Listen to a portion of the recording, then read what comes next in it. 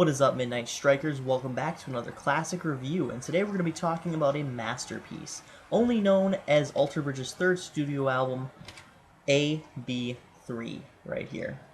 Now, the longest version of this studio album, one of the deluxe versions, has 17 songs on it, and every single one of them are epic, all the way from Slip to the Void to Never Born to Follow. Now, some of these songs on here, it's been said that this album is a subtle commentary on religion between Mark Tremonti and Miles Kennedy, but I see a lot of interweaving themes here, from people dying of cancer to being alone to feeling depressed to feeling trapped in a void, or isolated, I should say, and all of them come together to form what could be considered a concept album, more so a culmination of various themes.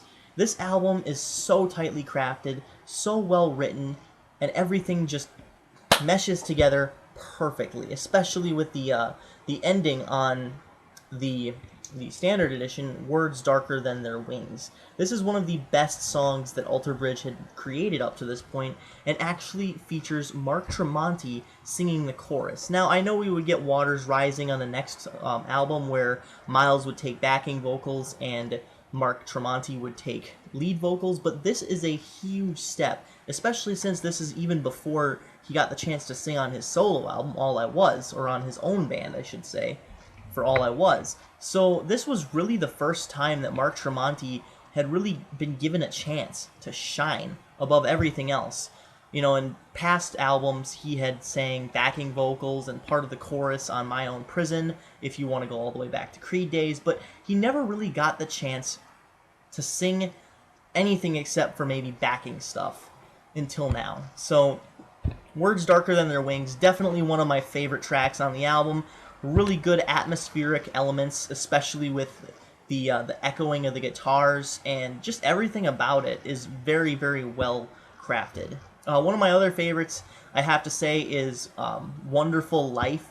This one is about someone that Miles knew that was dying from cancer, and basically him saying, you know, I want to say goodbye, and it's a very, very heartfelt song. It's one of my favorite songs on this album, and it's just absolutely perfect in pretty much every way. I mean, I love this song, Wonderful Life, especially in the beginning when Miles Kennedy is singing that really, really soft, you know, soft vocal style, and he kind of hits the highs pretty much everywhere on this entire album, but right here is where it hits home, is on this song. It's an absolutely beautiful song, it's a masterpiece, and I absolutely love it. Another one that I like, of course I like every single song on here, the first three songs are probably my favorite though, Slip to the Void, Isolation, and Ghost of Days Gone By. Slip to the Void and Ghost of Days Gone By I kind of like a little better than Isolation, but that's just because it was the lead single and I had already heard it, you know, a lot up to that point. This album was released when I was in high school, guys, so long time ago, 5 years ago, and actually around this time too, so whatever.